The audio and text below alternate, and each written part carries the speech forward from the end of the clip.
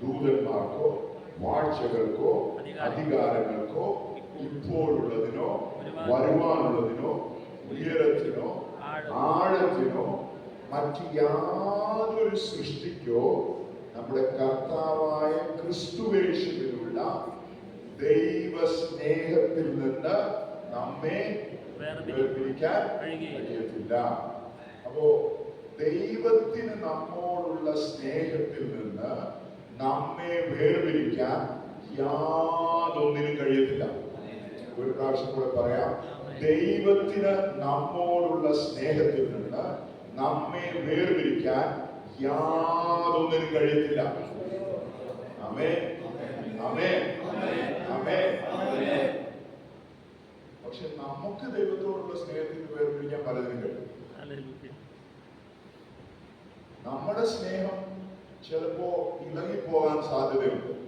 പക്ഷെ ഇളകിപ്പോകുന്ന ആ സ്നേഹം വെച്ച് നടക്കുമ്പോഴും സ്വർഗത്തിലുള്ള ദൈവം പറയുകയാണ്, എനിക്ക് നിന്നോടുള്ള സ്നേഹത്തെ മാറ്റുവാൻ മരണത്തിനോ ജീവനോ ഉയരത്തിനോ ആഴത്തിനോ ഉള്ളതിനോ വരുവാനുള്ളതിനോ യാതൊന്നിനും കഴിയുകയില്ല. ആമേൻ. ആ സ്നേഹത്തിലാണ് നമ്മൾ സുരക്ഷിതരായിരിക്കുന്നത്. അപ്പൊ ഇന്ന് പകൽ എന്നോട് എന്റെ മനസ്സിലൊരു പ്രേരണ തോന്നിയത്, ഈ റോമാലേഖനം 8-ാം അധ്യായത്തിലെ ചില കാര്യങ്ങൾ നിങ്ങളുമായിട്ട് പങ്കുവെക്കുവാൻ വേണ്ടിയിട്ടാണ്. റോമാലേഖനം 8-ാം അധ്യായം വേദപുസ്തകത്തിനകത്തെ വേദപുസ്തകം എന്ന് അറിയപ്പെടുന്നത്. അപ്പോ ഒരു വലിയ വേദ പണ്ഡിതനായിട്ടുള്ള ഒരു മനുഷ്യൻ, അദ്ദേഹത്തിന് പേര് N.T. Wright എന്നാണ്. ആ N.T. Wrightനോട് ഒരാള് ചോദിച്ചു, നിങ്ങളുടെ കയ്യിൽ നിന്ന് പൂർണ്ണമായിട്ടുള്ള വേദപുസ്തകം എല്ലാം എടുത്തു മാറ്റിയ ശേഷം നിങ്ങൾക്ക് ഒരു ചാപ്റ്റർ മാത്രം ജീവിക്കാൻ അനുവദിച്ചാൽ, എല്ലാ വേദപുസ്തകത്തിന്റെ എല്ലാ പ്രതികളും എടുത്തു മാറ്റി എന്നിട്ട് ഒരു ചാപ്റ്റർ കയ്യിൽ തന്നു, ആ ചാപ്റ്റർ കൊണ്ട് നിങ്ങളുടെ ആത്മീയ ജീവിതം ജീവിക്കാൻ അനുവദിച്ചാൽ നിങ്ങൾ ഏത് ചാപ്റ്റർ എടുക്കും? അതായത് എല്ലാ സത്തയും അടങ്ങിയിട്ടുള്ള ഒരു ചാപ്റ്റർ നിങ്ങൾ ഏത് പറയും എന്ന് പറഞ്ഞപ്പോൾ ഇത്രയും വലിയൊരു പഠിതാവായിട്ടുള്ള പണ്ഡിതനായിട്ടുള്ള ബിഷപ്പായിട്ടുള്ള ആ ഇംഗ്ലീഷുകാരനായ മനുഷ്യൻ പറഞ്ഞു, എല്ലാം എടുത്തു കളഞ്ഞാലും റോമാലേഖനം 8-ാം അധ്യായം എൻ്റെ കയ്യിൽ തന്നാൽ അത് മതി. അപ്പോ റോമാലേഖനം 8-ാം അധ്യായത്തിന്റെ ഓരോ വാക്യങ്ങളും 39 വാക്യമുണ്ട്. 39 വാക്യവും ആ വേദപുസ്തകത്തിന്റെ അമ്പസത്ത അരച്ച് കലക്കി എഴുതി വെച്ചിരിക്കുന്ന വാക്യങ്ങളാണ്. അപ്പൊ അത് വളരെ അർത്ഥവത്തായതും വളരെ ആഴത്തിലുള്ളതുമായതുകൊണ്ട് പലപ്പോഴും നമ്മൾ അതിനെ പഠിക്കാൻ വേണ്ടി സമയമെടുക്കുമ്പോൾ ചില സമയത്ത് നമ്മൾ അതിന്റെ ചില വാക്യങ്ങളെ വായിച്ചു വിടും. നമ്മൾ 8-ാമത്തെ അധ്യായം പറഞ്ഞു കഴിഞ്ഞാൽ നമുക്ക് ഏറ്റവും ഇഷ്ടമുള്ള വാക്യം ഏതാ? 28. എങ്ങനെയാ പറയുന്നത്? ദൈവത്തെ സ്നേഹിക്കുന്നവർക്ക് പ്രകാരം പിടിക്കപ്പെട്ടവർക്ക് സകലവും നന്മയ്ക്കായി. 8-ന്റെ 1 നമുക്ക് ഇഷ്ടമുള്ള അതെന്തോ? ക്രിസ്തുവേശുവിലുള്ളവർക്ക് യാതൊരു ശിക്ഷാവിധിയില്ല. ഈ വാക്യവും നല്ല വാക്യമാണ്. നമ്മൾ വായിച്ചു 39. ദൈവത്തിന്റെ സ്നേഹത്തിൽ നിന്ന് നമ്മെ വേർപിരിക്കുന്ന. അതിന് വേറൊരു വാക്യം കൂടെ ഉണ്ട്. നമ്മൾ എപ്പോഴും പറയുന്നത്, സ്വന്തം പുത്രനെ ആദരിക്കാതെ നമുക്ക് വേണ്ടി. നമുക്ക് ഈ അദ്ദേഹത്തിന്റെ പല വാക്യങ്ങളും വളരെ പരിചിതമാണ്. പക്ഷെ ഇതെല്ലാം കൂടെ ഒരുമിച്ചൊന്ന് പഠിച്ചു കഴിയുമ്പോൾ ഞാൻ എപ്പോഴൊക്കെ ഇത് വായിച്ചിട്ടുണ്ട് എൻ്റെ ഹൃദയം വളരെ സന്തോഷം കൊണ്ട് നിറഞ്ഞിട്ടുണ്ട്. അതുകൊണ്ട് ഇന്ന് നിങ്ങളുടെ ശ്രദ്ധയെ ഈ ഒരു ചാപ്റ്ററിന്റെ ചില ഭാഗങ്ങളിലേക്ക് തിരിച്ച് വേഗത്തിൽ നമുക്ക് ചില കാര്യങ്ങൾ ഒരുമിച്ച് ചിന്തിച്ച് പ്രാർത്ഥിക്കാൻ വേണ്ടിയിട്ട് ഞാൻ യേശുവിൽ താല്പര്യപ്പെടുകയാണ്. റോമാലേഖനം അപ്പോസ്തലനായ പൗലോസ് എഴുതുന്നത് റോമിലുള്ള സഭയ്ക്ക് വേണ്ടിയിട്ടാണ്. അപ്പോസ്തലനായ പൗലോസ് തുടങ്ങിയ സഭയല്ല ഇത്.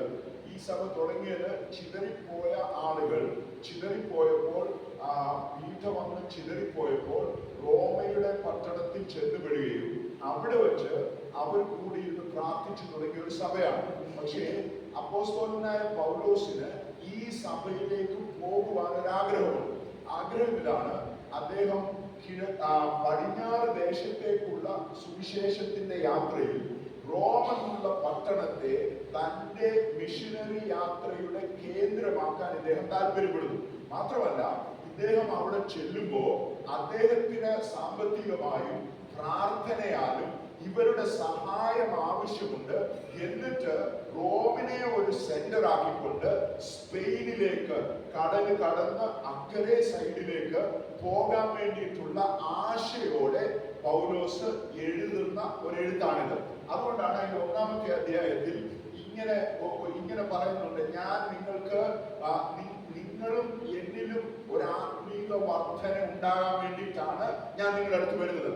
അവര് മുഖം കൊണ്ട് കണ്ടിട്ടില്ല അപ്പോസ്തലനായ പൗലോസ്. പക്ഷെ അവിടെ ചെന്ന് കഴിയുമ്പോ അദ്ദേഹം ആരാണെന്ന് ചോദിക്കുന്നതിന് മുമ്പ് തന്നെ ഞാൻ പറയുന്ന സുവിശേഷം ഇതാണ് എന്ന് അവരെ കൂടെ അറിയിക്കാൻ വേണ്ടി താൻ പറയുന്ന സുവിശേഷത്തിന്റെ അർത്ഥസത്ത മുഴുവൻ അരച്ച് കലക്കി എഴുതി വെച്ചിരിക്കുന്ന ഒരു പുസ്തകമാണ് റോമാലേഖനം.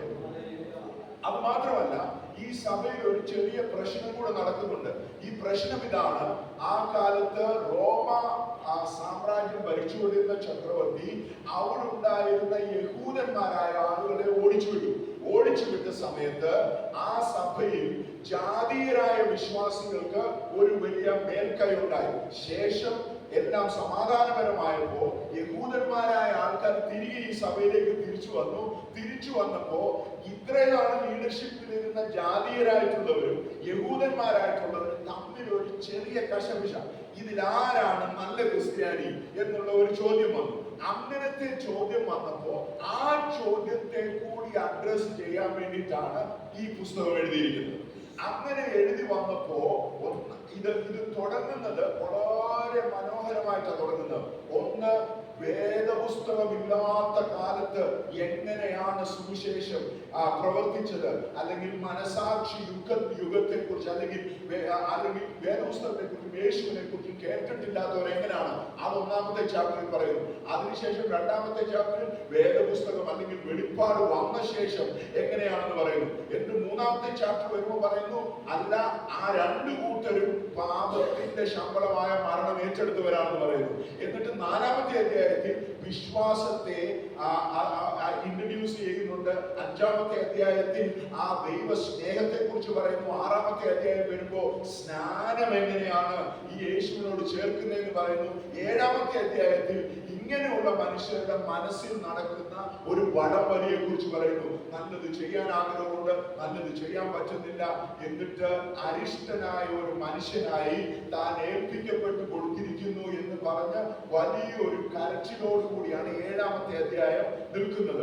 7-ാമത്തെ അധ്യായത്തിൽ അവസാനം ഇങ്ങനെയല്ലേ പറയുന്നത്: അയ്യോ, ഞാൻ അരിഷ്ട മനുഷ്യൻ, പാപത്തിന് അധീനമായ ഈ ശരീരത്തിൽ നിന്ന് എന്നെ ആർ വിടുവിക്കും. അയ്യോ, ഞാൻ അരിഷ്ട മനുഷ്യൻ, പാപത്തിന് അധീനമായ ശരീരത്തിൽ നിന്ന് എന്നെ ആർ വിടുവിക്കും. എന്നിട്ട് തുടങ്ങുന്ന അധ്യായമാണ് 8-ാമത്തെ അധ്യായം. ഈ 8-ാമത്തെ അധ്യായത്തിലുള്ള ആ വലിയ സന്തോഷം എന്നറിയാമോ? ഒന്നാമത് തുടങ്ങുന്നത് ക്രിസ്തുവേശുവിലുള്ളവർക്ക് ശിക്ഷാവിധി ഇല്ല. അപ്പൊ ഈ പുസ്തകം, ഈ ഒരു ചാപ്റ്റർ ഇത്രയും നല്ലതാകാനുള്ള കാര്യം എന്നറിയാമോ? ഇത് തുടങ്ങുന്നത് ശിക്ഷാവിധി ഇല്ല എന്ന് പറഞ്ഞിട്ടും ഇത് അവസാനിക്കുന്നത് സ്നേഹത്തിൽ നിന്ന് വേർപിരിയില്ല എന്ന് പറഞ്ഞിട്ടുമാണ്. ഇതിന്റെ 1-ാമത്തെ ബ്രാക്കറ്റ് എന്താ? ശിക്ഷാവിധി ഇല്ല. 2-ാമത്തെ ബ്രാക്കറ്റ് എന്താ? വേർപിരിയുക ഇല്ല. കണ്ടംനേഷൻ ഇല്ല എന്ന് പറഞ്ഞ്, സെപ്പറേഷൻ ഇല്ല എന്ന് പറഞ്ഞ് അവസാനിപ്പിക്കുന്ന ഒരു ബുക്കാണിത്. ഞാൻ മനസ്സിലാക്കുന്നു അതാണ് യഥാർത്ഥ ക്രിസ്ത്യാനിയുടെ ജീവിതം. നമ്മൾ തുടങ്ങുന്നത് എനിക്ക് ശിക്ഷാവിധി ഇല്ല എന്ന് പറഞ്ഞിട്ടാണ് നമ്മുടെ ജീവിതം അവസാനിക്കുന്നത്. ഈ സ്നേഹത്തിൽ നിന്ന് വേർപിരിക്കുവാൻ ഒന്നിനും സാധ്യമല്ല എന്ന് പറഞ്ഞിട്ടുമാണ്. ഹല്ലേലൂയ. ഈ രണ്ട് ബ്രാക്കറ്റിനിടയിലാണ് ഒരു ക്രിസ്ത്യാനിയുടെ ജീവിതം ജീവിച്ചു തീർക്കുന്നത്. അങ്ങനെ ജീവിക്കുന്ന ഒരു ജീവിതത്തിൽ പല മേഖലകളിലൂടെ ഈ മനുഷ്യൻ കടന്നു പോകുന്നുണ്ട്. അപ്പോ അതിന്റെ ചില കാര്യങ്ങളെ ഞാൻ നിങ്ങളുമായിട്ട് ഒന്ന് പങ്കുവെക്കുവാൻ വേണ്ടിയിട്ടാണ് ഇന്ന് രാവിലത്തെ സമയം ഞാൻ ശ്രമിക്കുന്നത്. അതിന് തുടക്കമായിട്ട് അതിന്റെ 18-ാമത്തെ വാക്യം ഒന്ന് വായിക്കാം. 18-ാമത്തെ വാക്യം ഇങ്ങനെയാണ് വായിക്കുന്നത്: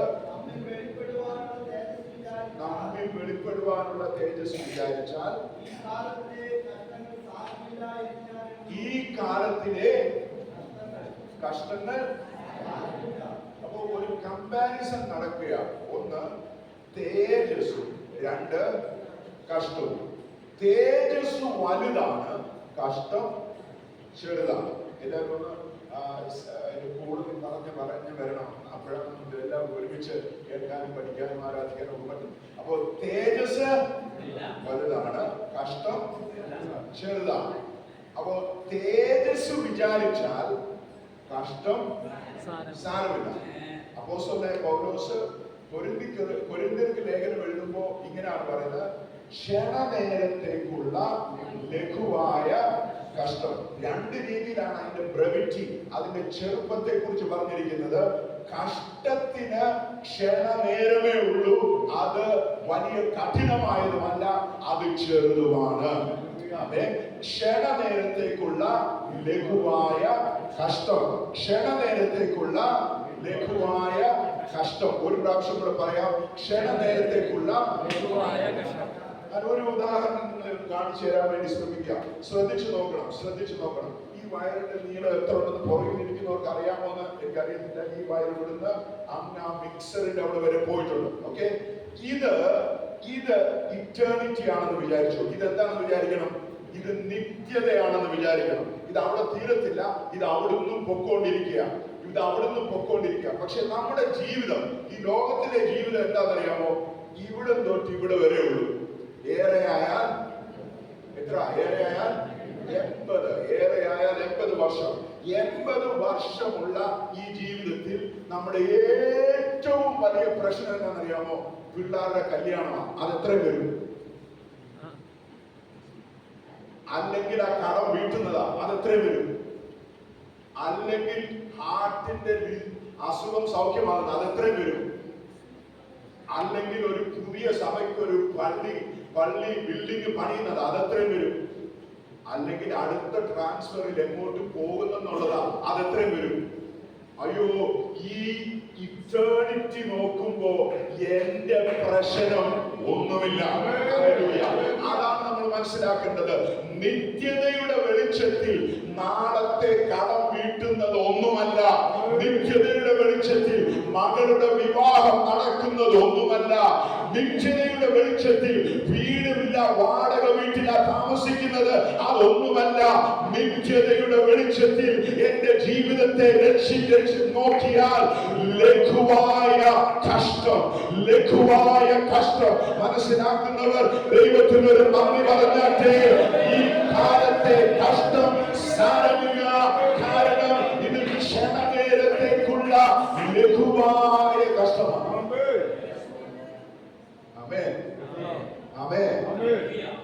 അപ്പോ ആ ഒരു വീക്ഷണകോണാണ് നമ്മുടെ ജീവിതത്തിൽ ഉണ്ടാകേണ്ടത്. വലിയ ദൈവം, നിത്യതയുടെ ദൈവം, ആ ദൈവം നമുക്ക് ഒരു ചെറിയ സമയം തന്നിരിക്കുന്നു. ആ ചെറിയ സമയത്തിൽ ഒരു ചെറിയ കഷ്ടമുണ്ട്. എന്റെ നിത്യത ഓർത്തിടുമ്പോൾ ഈ കഷ്ടം സാരമില്ല. പക്ഷെ ഈ കഷ്ടം ആർക്കാ ഉണ്ടാകുന്നതെന്ന് അറിയാമോ? അത് മനസ്സിലാകണമെങ്കിൽ കുറച്ച് മുമ്പോട്ടൂടെ വായിക്കണം.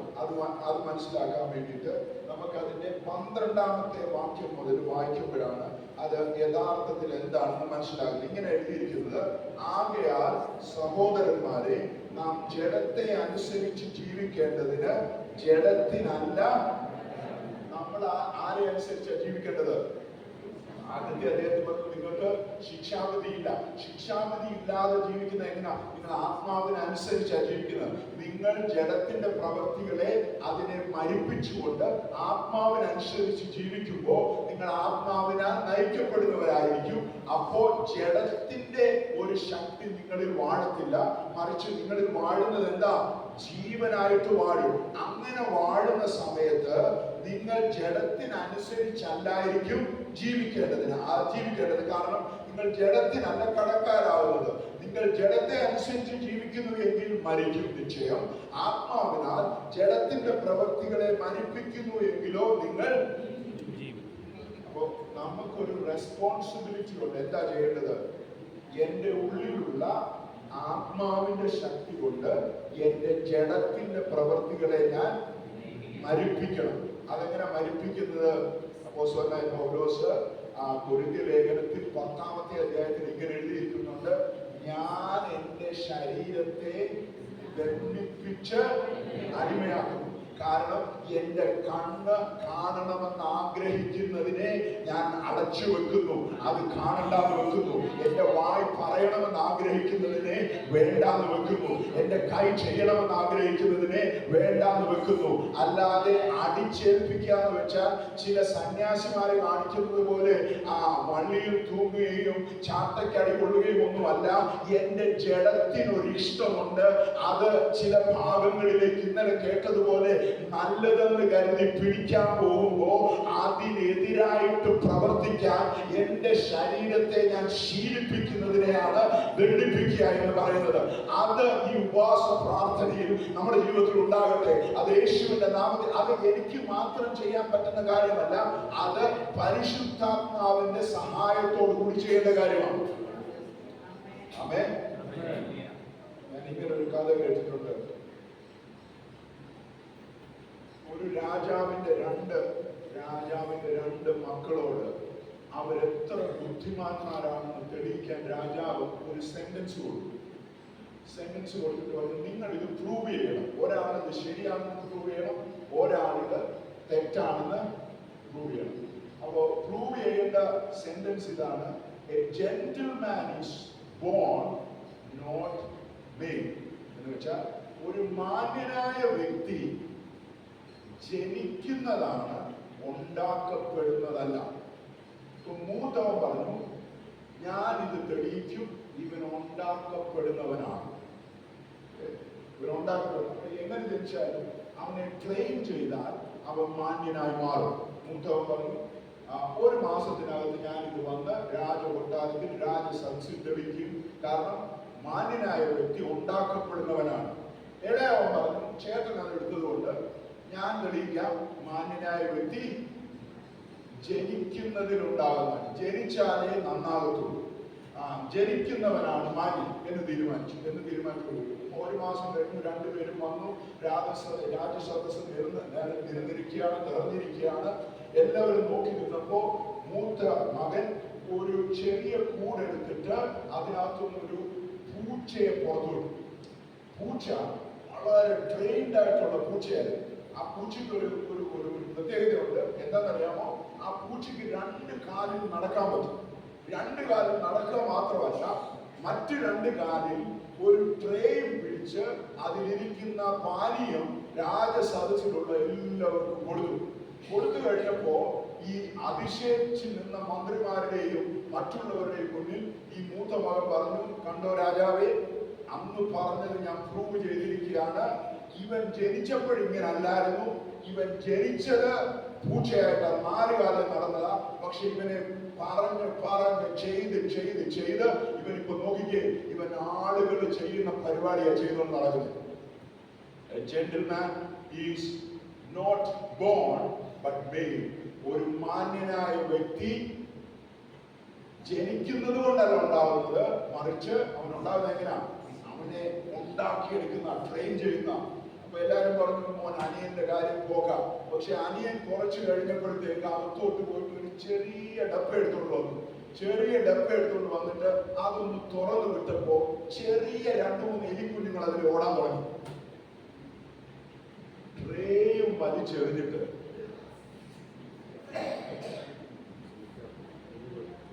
ഈ പൂച്ച എലിയുടെ പറയും.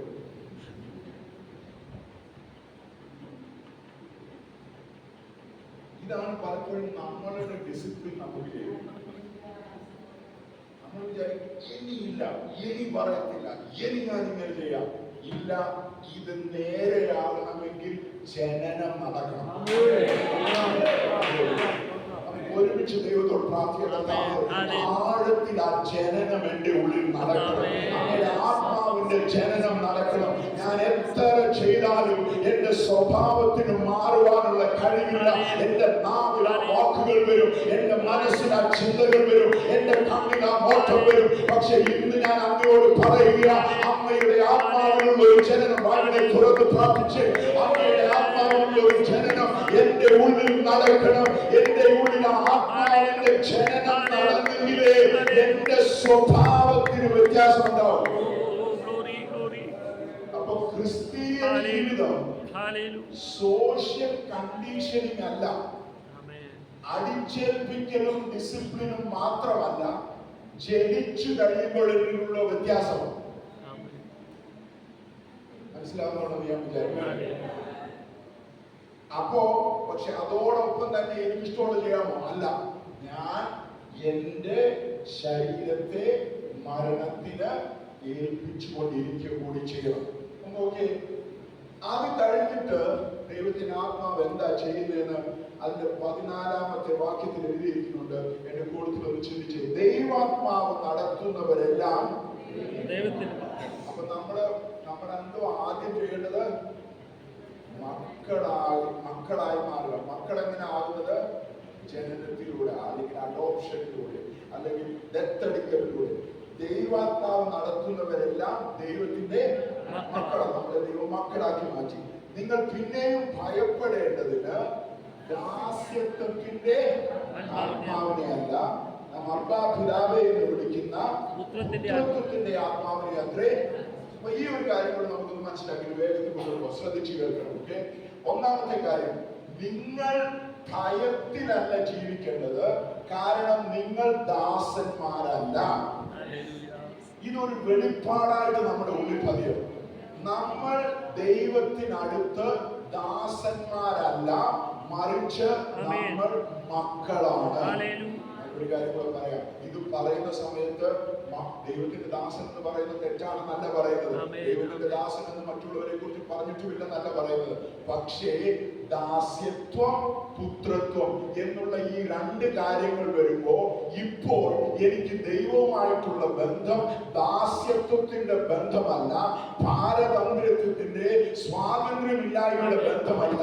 എനിക്ക് ഇപ്പോഴുള്ള ബന്ധം സ്വാതന്ത്ര്യത്തിന്റെ പുത്രത്വത്തിന്റെ ബന്ധമാണ്.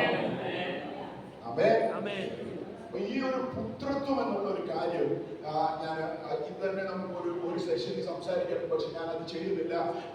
ഇതേ ഭാഗം തന്നെ അപ്പോസ്തലനായ പൗലോസ് ഗലാത്യ ലേഖനം 4-ാം അധ്യായത്തിൽ പറഞ്ഞിട്ടുണ്ട്. ആത്മാവ്, പുത്രത്വം ഇതെല്ലാം ഒരുമിച്ച് ചേർന്ന് വെച്ച് അതും അവിടെയും ഇതുപോലെ തന്നെ പറഞ്ഞിട്ടുണ്ട്. പക്ഷെ ഞാൻ വേഗത്തിൽ രണ്ട് കാര്യങ്ങൾ പറഞ്ഞിട്ട് പോകാം.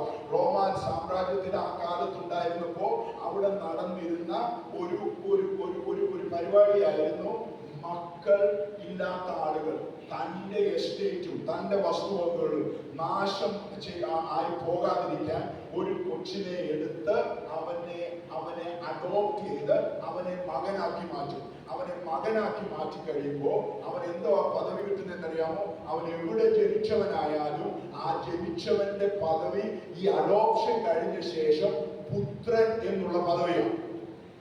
അപ്പൊ പുത്രൻ എന്നുള്ള പദവി കിട്ടിക്കഴിഞ്ഞാൽ ഇവൻ അവനെ വിളിക്കുന്നത് എന്താണ്? അപ്പ എന്നുള്ള പേരില്ല. സാജുച്ചാൻ പറയുന്ന ഒരു കഥ എപ്പോഴും ഞാനിങ്ങനെ ഓർക്കാറുണ്ട്. നിങ്ങൾക്ക് അറിയാവുന്ന കഥ എന്നാലും ഞാൻ ഓർപ്പിച്ചിട്ട് വേഗത്തിൽ പോവാം. ഒരു അപ്പന് ഒരു മകനെ നഷ്ടമായി പോയി. അവൻ എവിടാണെന്ന് അറിയത്തില്ല.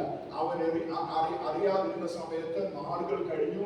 ഈ അപ്പന് മകനെ നഷ്ടമായ വേദനയിൽ ഇരിക്കുമ്പോൾ ആരോ ഒരാൾ പറഞ്ഞു, 10-12 വർഷത്തിന് ശേഷം കൊൽക്കത്തയിലെ ഏതോ ഒരു സ്ട്രീറ്റിൽ നിന്റെ മകനാണെന്ന് തോന്നുന്നു, ആ ചെറുക്കനെ ഞാൻ കണ്ടു എന്ന് പറഞ്ഞു. അടുത്ത ഫ്ലൈറ്റിന് ഈ പണക്കാരനായ അപ്പൻ ഓടിച്ചെന്ന ഈ കൊച്ചു ആയിരിക്കുന്ന സ്ഥലത്ത് ചെന്ന് ഇവനെ കണ്ടുപിടിച്ചു.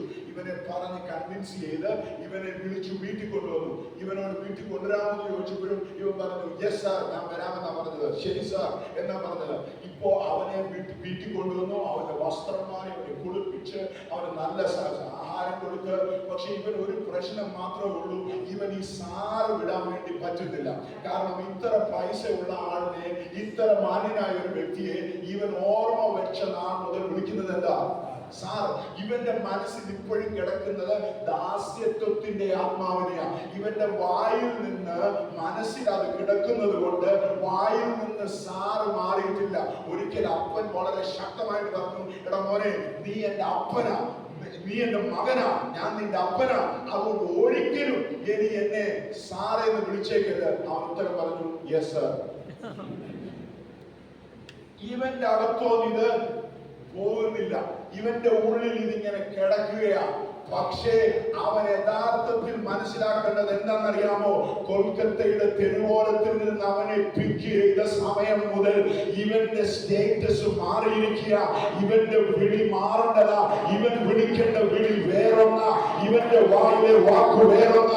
കാരണം അവൻ ഇനിമേലാൽ നടക്കുന്നത് ചെടിപുരണ്ട കൊൽക്കത്തയുടെ തെരുവീതിയിലല്ല, മറിച്ച് ഈ അപ്പന്റെ വീട്ടിലാണ്.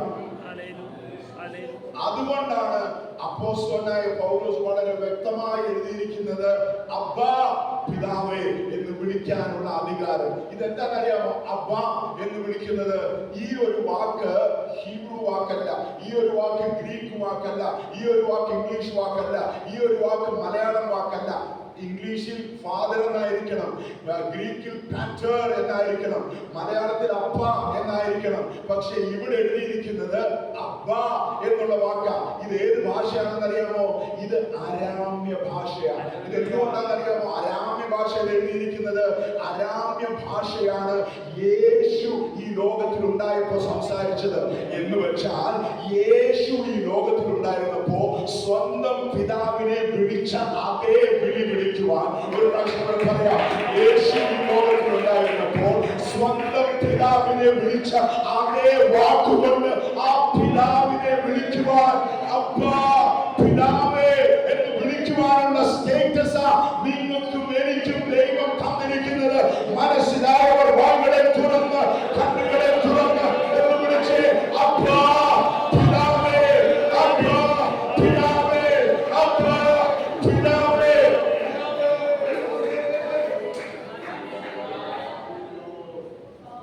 സ്തോത്രം, സ്തോത്രം. എന്റെ വീട്ടില് എനിക്ക് 69 വയസ്സുള്ള അപ്പനുണ്ട്, അമ്മയുണ്ട്. 14 വയസ്സായി. ആ വീട്ടിൽ പല കുഞ്ഞുങ്ങൾ വരും. അവർക്ക് എന്റെ പപ്പ അപ്പച്ചനാണ്, അല്ലെങ്കിൽ എന്നെ അവർ അങ്കിളേന്ന് വിളിക്കും, എന്നെ അവര് ചേട്ടാന്ന് ചിലപ്പോൾ വിളിക്കും, എന്നെ അവര് അച്ചായാന്ന് ചില സമയത്ത് വിളിക്കും. പക്ഷേ എന്നെ അപ്പാന്ന് വിളിക്കാൻ എന്റെ 6 വയസ്സുള്ളതും 10 വയസ്സുള്ള 2 പിള്ളേർക്കേ അധികാരമുള്ളൂ. ലോകത്തിൽ ഒറ്റ മനുഷ്യർ എന്നെ അപ്പാന്ന് വിളിക്കുകയില്ല. ലോകത്തിൽ ഒറ്റ മനുഷ്യർ എന്റെ പപ്പായെ അപ്പാന്ന് വിളിക്കത്തില്ല. അതിനുള്ള അധികാരം എനിക്കും എന്റെ അനിയനും മാത്രമാണ്. കാരണം അവർക്ക് വീട്ടിൽ കയറി വരാം, ആഹാരം കഴിക്കാം, സന്തോഷിക്കാം, തിരിച്ചു പോകാം. അവകാശമില്ല, സ്വാതന്ത്ര്യമില്ല. പക്ഷെ അപ്പാന്ന് വിളിക്കാനുള്ള സ്വാതന്ത്ര്യം ജനനത്താൽ എനിക്ക് കിട്ടിയതാണെങ്കിൽ യേശു പറയുക, നിന്നെ കുടുംബത്തിൽ ജനിപ്പിച്ചിട്ടുള്ളത് കൊണ്ട്, നീ എന്റെ അനിയനായതുകൊണ്ട്, ഞാൻ നിന്റെ മൂത്ത ചേട്ടനായതുകൊണ്ട്, ഞാൻ എന്റെ അപ്പനെ എന്ന് വിളിക്കുന്നുവോ അതേ വിളി വിളിക്കുവാൻ മലങ്കര സഭയിൽ മൂവാറ്റുപുഴയിൽ ഇരിക്കുന്ന 2024 ഡിസംബറിൽ ഇവിടെ 19-ാം തീയതി ഇരിക്കുന്ന നിനക്കും അധികാരം തന്നിരിക്കുന്നു. Hallelujah, hallelujah, hallelujah. അപ്പൊ ഇതാരാന്നറിയാമോ? എന്റെ ചേട്ടൻ നിമിത്തം എനിക്ക് അധികാരം തന്നിരിക്കുക.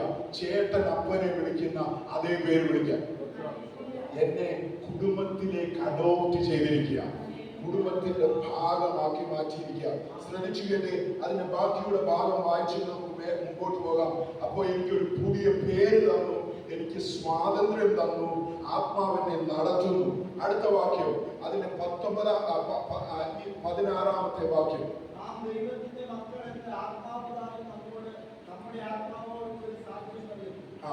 നാം ദൈവത്തിന്റെ മക്കളെന്ന് നമ്മൾ വിളിക്കുക മാത്രമല്ല, വേറെന്തൊക്കെയാ സംഭവിക്കുന്നത്?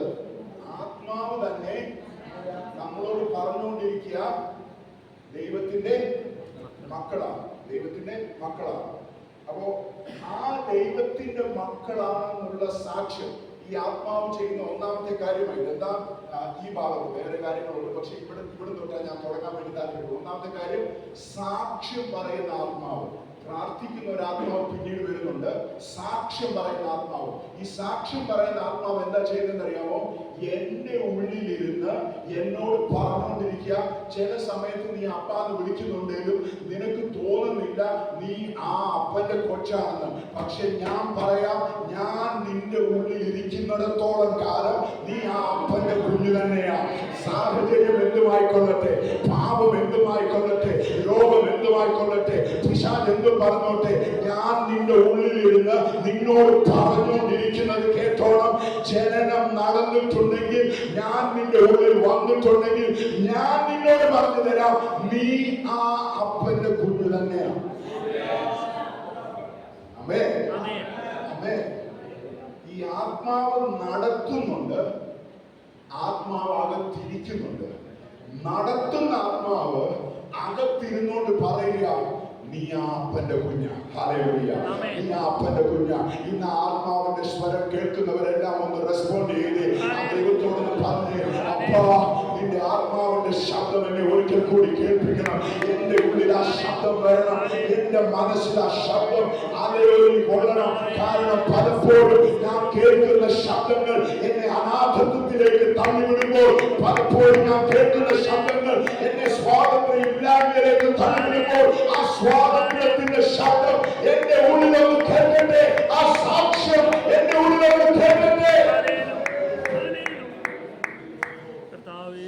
പുറത്തുനിന്ന് തുടർച്ചയായിട്ട് ഇങ്ങനെ ശബ്ദങ്ങൾ വന്നുകൊണ്ടിരിക്കുക. ആ ശബ്ദങ്ങൾ എന്താ പറയുന്നത് അറിയാമോ? ആ ശബ്ദം പറയുന്നത് ഇതാണ്, നിങ്ങൾ മക്കളല്ല, നിങ്ങൾ മക്കൾ. സാക്ഷിയുടെ ആവശ്യം എപ്പോഴാ വരുന്നത് അറിയാമോ? സാക്ഷിയുടെ ആവശ്യം വരുന്നത് എപ്പോഴാണ്? ഒരു സംശയം വരുമ്പോഴേ. സംശയം ഇല്ലാത്തപ്പോൾ സാക്ഷി ആവശ്യം. എന്റെ ഭാര്യയുടെ അടുത്ത് എനിക്ക് പ്രൂവ് ചെയ്യേണ്ട ആവശ്യമാണ്, ഞാൻ നിന്റെ ഭർത്താവാണ് ഇന്ന് രാവിലെ. പക്ഷെ വണ്ടി ഓടിച്ചോണ്ട് പോയപ്പോ വണ്ടി തട്ടി ഒരാൾ വീണു. അതെന്റെ വണ്ടി തട്ടി അല്ല വീണ് എന്നെനിക്ക് പ്രൂവ് ചെയ്യണമെങ്കിൽ ആരെ വേണം? സാക്ഷി വരുന്നത് ഇവിടെ. കൺഫ്യൂഷൻ ഒന്നും സംശയം ഒന്നുമ്പോഴാണ്. ചില സമയത്ത് നമ്മുടെ മനസ്സിൽ കൺഫ്യൂഷൻ കൊണ്ടിടും പിശാച്. പറയും, എടാ നിന്റെ ജീവിതം നോക്കിക്കേ, നീ ആ പുത്രത്വത്തിലല്ല ജീവിക്കുന്നത്, നീ ജീവിക്കുന്നത് ആ അഡോപ്ഷനിലല്ല എന്ന് പറയുമ്പോൾ ആത്മാവ് അകത്തിരുന്ന് പറയുക, വിശ്വസിക്കരുത്. പുറത്തുനിന്ന് കേൾക്കുന്ന വാക്കുകൾ വിശ്വസിക്കരുത്. ഇന്ന് വിശ്വസിച്ച് ആ വാക്കുകളെ വിശ്വസിച്ച് അനാഥത്വത്തിന്റെ ആത്മാവിൽ ജീവിക്കുന്നുണ്ടെങ്കിൽ ഒന്ന് തിരിച്ചു വരുമോ, ഒന്ന് തിരിച്ചു വരുമോ, ഒന്ന് എഴുന്നേൽക്കുമോ, എന്നിട്ട് പറയുമോ, എന്റെ ഉള്ളിൽ ആത്മാവിനെ തന്നിട്ടുണ്ട്. ആ ആത്മാവ് എന്നോട് പറയുന്നുണ്ട്, ഞാൻ ദൈവത്തിന്റെ മകനാണ്. ഒരുമിച്ച് പ്രാർത്ഥിച്ചാണ്, കൈകളെ കൊടുത്ത് ഒരുമിച്ച് പ്രാർത്ഥിച്ചാൽ, ഒരുമിച്ച് പ്രാർത്ഥിച്ചാൽ. അല്പസമയം എല്ലാവരും ചേർന്ന് ഒരുമിച്ച് പ്രാർത്ഥിച്ച്, ഒരുമിച്ച് ആത്മാവിന്റെ വെളിപ്പാട് ഉണ്ടാകും. വായിലെ തുറന്ന് ശക്തമായി അന്യഭാഷകളിൽ ആത്മാവിന്റെ ഒരു ചലനം ഈ ഭവനത്തിൽ ഉണ്ടാകട്ടെ. ആത്മാവിന്റെ ഒരു നിറവ്.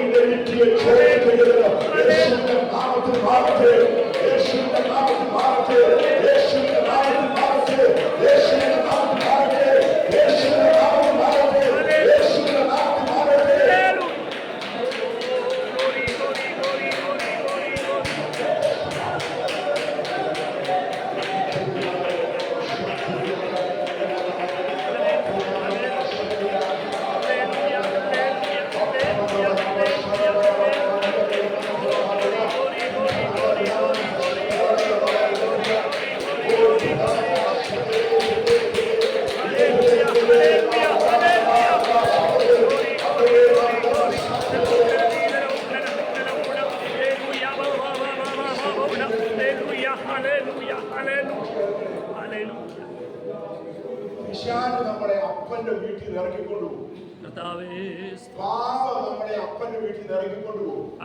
സ്വയ ആശ്രയം അപ്പന്റെ വീട്ടിൽ ഇറക്കിക്കൊണ്ടുപോകും. ഇറക്കിക്കൊണ്ട് പോയിട്ട് പന്നിയുടെ വാളവരെ കഴിപ്പിക്കും. കഴിപ്പിച്ചുള്ളതെല്ലാം നഷ്ടമാക്കിച്ചിട്ട് നിന്നെ ഒന്നുമില്ലാത്ത ചണ്ടിയായിട്ട് അവിടെ കിടക്കുമ്പോ ആത്മാവിനാൽ ചിലപ്പോ നിനക്ക് ബോധം വരും. ബോധം വരുമ്പോ നീ തിരികെ അപ്പന്റെ വീട്ടിലോട്ട് നടക്കും. പക്ഷെ ഒരു കാര്യം ഓർക്കണം, നീ നടക്കുമ്പോ നിന്നെ കണ്ടിട്ട് ഓടുന്ന ഒരു അപ്പൻ അവിടെ ഇരിക്കുന്നത്. സ്തോത്രം, സ്തോത്രം. നീ വരുന്നത് എന്തിനാണെന്നറിയാമോ? തിരികെ വന്ന് പറയാൻ, എന്റെ സ്റ്റേറ്റസ് മാറിയപ്പോ ഇനി നിന്റെ മകനെന്ന് വിളിക്കാൻ എനിക്ക് യോഗ്യനല്ല, എന്നെ ദാസനാക്കിയാ മതി, എന്നെ ദാസ്യത്വത്തിൽ നിർത്തിയാൽ മതി. കാരണം എന്റെ ആക്ഷൻ എല്ലാം മകനെന്നുള്ളതിന് യോഗ്യതയുള്ളതല്ല. നിന്റെ വീട്ടിൽ എനിക്ക് ക്ലെയിം ചെയ്യാനുള്ളതെല്ലാം ഞാൻ നശിപ്പിച്ചു കളഞ്ഞിരിക്കുക. ഇനി ഒന്നും ബാക്കിയില്ല. എന്റെ വീതം ഞാൻ നശിപ്പിച്ചു കളഞ്ഞു, എന്റെ പോഷൻ ഞാൻ ഇല്ലാതാക്കി കളഞ്ഞു. ഇനി തിരികെ വന്നാൽ എനിക്കുള്ളത് ദാസ്യത്വത്തിന്റെ സ്റ്റേറ്റസ് ആണെന്ന് പറയുമ്പോ നീ റിഹേഴ്സ് ചെയ്ത ആ ഡയലോഗ് പറയുന്നതിനിപ്പുറം നിന്നെ അവന്റെ ആലിംഗനത്തിലാക്കിയിട്ട് ആ അപ്പം പറയും, തിരികെ വാ മകനെ, തിരികെ വാ മകനെ, തിരികെ വാ. നിന്റെ അപ്പൻ ജീവിച്ചിരിക്കുന്നിടത്തോളം കാലം, ഈ അപ്പൻ ജീവിച്ചിരിക്കുന്നിടത്തോളം കാലം അപ്പന്റെ വീട്ടിൽ നിനക്ക് സ്ഥാനം. എത്ര പേർക്ക് അത് മനസ്സിലായി? അപ്പൻ ജീവിച്ചിരിപ്പുണ്ടെങ്കിൽ നീ എന്തൊക്കെ നശിപ്പിച്ചാലും തിരികെ കയറി വന്നാൽ നിനക്കൊരു മോതിരം അവിടെ ഉണ്ടാവും, നിനക്കൊരു ചെരുപ്പ് അവിടെ ഉണ്ടാവും, നിനക്ക് അവിടെ ഉടുപ്പുണ്ടാവും. കാരണം ഏറ്റവും വലിയ സ്വത്ത് ഈ അപ്പന്റെ സ്നേഹമോ. നീ നശിപ്പിച്ചതല്ല ഏറ്റവും വലിയ സ്വത്ത്. ഏറ്റവും വലിയ സ്വത്ത് ഈ അപ്പനാണ്. ആ അപ്പന്റെ സ്നേഹം നമ്മുടെ ഹൃദയത്തിൽ അങ്ങ് പിടിക്കണം. ആ സംശയം പോകണം. അതൊരു വെളിപ്പാടായിട്ട് അകത്ത് കയറണം. എന്നെ ദൈവം അഡോപ്റ്റ് ചെയ്തിരിക്കുക. ഞാൻ പറയുമ്പോൾ മറുവശം കൂടെ പറഞ്ഞതേ പറ്റുള്ളൂ. എന്തും ചെയ്തിട്ട് അനുതാപമില്ലാതെ നടന്നാലും അഡോപ്ഷൻ ആണെന്ന് ഞാൻ പറയത്തില്ല. അങ്ങനെ ചിന്തിക്കരുത്. പാപം ചെയ്യാനുള്ളൊരു ലൈസൻസ് ആയിട്ട് മാറരുത്. പക്ഷേ നിന്റെ ജീവിതത്തിലുണ്ടായ വീഴ്ചകൾ പിശാച് ഉപയോഗിച്ചിട്ട് നിന്നെ തിരികെ കൊണ്ടുവരുവാൻ ഒരിക്കലും പറ്റത്തില്ലെന്ന് മനസ്സിൽ പറയുന്നുണ്ടെങ്കിൽ, നീ ഫോർ എവർ ദാസനായിട്ട് നിൽക്കുമെന്ന് പറയുന്നുണ്ടെങ്കിൽ, ആത്മാവിൽ നിന്ന് നിന്റെ ഉള്ളിലിരുന്ന് പറയും, ആ പറയുന്നത് കളവാ, ആ പറയുന്നത് സത്യമല്ല. കാരണം ആത്മാവിനെ ഉള്ളിൽ തന്നിട്ട് അത് അകത്തു നിന്ന് നിന്നോട് പറഞ്ഞുകൊണ്ടിരിക്കുക, ഇവനെ ഞാൻ വിലയ്ക്ക് വാങ്ങിയതാ. ഏറ്റവും അടുത്തൊരു സുഹൃത്തുണ്ടായിരുന്നു ഡൽഹിയില്. ഉണ്ടായിരുന്നുണ്ട്. അദ്ദേഹം ഒരു കുഞ്ഞുണ്ടായതിനു ശേഷം അവർ തീരുമാനിച്ചു അവർക്കൊരു അടുത്ത കുഞ്ഞിനെ അഡോപ്റ്റ് ചെയ്യണമെന്ന്. ഒരിക്കൽ പ്രാർത്ഥിച്ചു. അപ്പൊ അവർക്കങ്ങനെ അഡോപ്റ്റ് ചെയ്യാൻ അങ്ങനെ പിള്ളേരുള്ളവർക്ക് ഇന്ത്യൻ ഗവൺമെന്റ് സമ്മതിക്കുകയില്ല. കാരണം ഈ ഒരു കൊച്ചു ക്രിസ്ത്യൻ കുടുംബത്തിൽ അവൻ ക്രിസ്ത്യാനിയായി മാറുമല്ലോ എന്നൊക്കെയുള്ള ചിന്തകളിൽ മതപരിവർത്തനം, മത എക്സ്പ്ലോയിറ്റേഷൻ എല്ലാം പറഞ്ഞു. പക്ഷെ ഇവര് പൂനെയിൽ ഒരിടത്ത് നിന്ന് അപ്ലൈ ചെയ്തത് കുഞ്ഞിനെ കിട്ടാൻ വേണ്ടിയിട്ട്. അപ്പൊ കുഞ്ഞിനെ കിട്ടാൻ ഇവർക്ക് എങ്ങനെയോ തെരഞ്ഞെടുപ്പുണ്ടായി. ഒരു പ്രശ്നവുമില്ല. അല്ലെങ്കിൽ അവരെന്തെങ്കിലും പ്രശ്നങ്ങളുള്ള കുഞ്ഞിനെയാണ് കൊടുക്കുന്നത്, ഫിസിക്കലായിട്ട് എന്തെങ്കിലും. പക്ഷെ ഈ കൊച്ചിന് ഒരു കുഴപ്പമില്ല, നല്ലൊരു കുഞ്ഞിനെ വന്നിട്ടുണ്ട്, നിങ്ങൾക്ക് വേണമെങ്കിൽ വന്ന് അഡോപ്റ്റ് ചെയ്യാമെന്ന് പറഞ്ഞുകൊണ്ട് ഇവർക്കൊരു കോൾ വന്നു. ഇവർക്കൊരു കോൾ വന്നിട്ട് സന്തോഷത്തോടുകൂടി അവിടെ ചെന്ന് കഴിഞ്ഞപ്പോൾ ഇവർക്കൊരു ടെസ്റ്റിലൂടെ കടന്നു പോകുന്നത് എന്തൊക്കെയാണെന്നറിയാമോ? ഇവർക്ക് ഗവൺമെന്റിനെ കാണിക്കണം ഈ കുഞ്ഞ് സേഫ് ആണ് ഈ വീട്ടിൽ. ഓക്കെ, ഇന്ത്യൻ അഡോപ്ഷന്റെ നിയമമാണ്. ഗവൺമെന്റിനെ കാണിക്കണം ഈ വരുന്ന കുഞ്ഞ് സേഫ് ആണ്. ഈ കുഞ്ഞിനെ വളർത്താനുള്ള പൈസ ഉണ്ടെന്ന്, അതിന് വരുമാനം ഉണ്ടെന്ന് ഗവൺമെന്റിന് ഉറപ്പ് വരുന്നത്. അത് മാത്രമല്ല, എല്ലാ വർഷവും ഗവൺമെന്റിന്റെ ഒരാൾ വന്ന് ഈ കുഞ്ഞിനെ ചെക്ക് ചെയ്തുകൊണ്ടിരിക്കും. ചില വർഷക്കാലത്തേക്ക് ഈ കൊച്ചിവിടെ സേഫ് ആണ്. അതും മാത്രമല്ല, ഈ അപ്പന്റെയും ഈ അമ്മയുടെയും ക്യാരക്ടറും ബാക്ക്ഗ്രൗണ്ടും എല്ലാം അവർ വന്ന് സ്റ്റഡി ചെയ്യും. ഇന്ത്യ പോലൊരു രാജ്യം അഡോപ്റ്റ് ചെയ്യാൻ കൊടുക്കുന്ന ഒരു കൊച്ചിന് ഇത്ര കരുതിയാ കൊടുക്കുന്നില്ല.